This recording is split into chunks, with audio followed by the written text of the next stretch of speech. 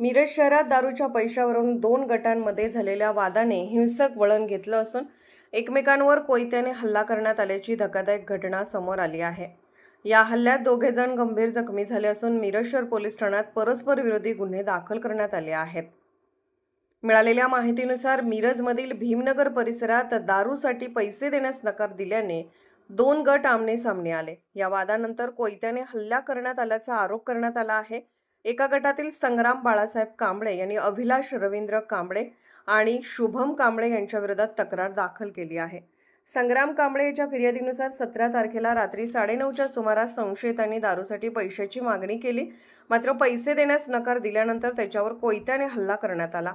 तसेच मध्यस्थी करण्यासाठी आलेल्या कुटुंबियांनाही मारहाण झाल्याचा आरोप करण्यात आला आहे।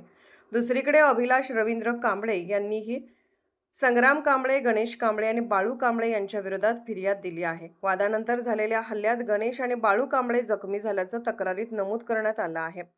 या घटनेनंतर परिसरात काही काळ तणावाचं वातावरण निर्माण झालं होतं। मिरज शहर पोलीस या प्रकरणाचा अधिक तपास करत आहेत।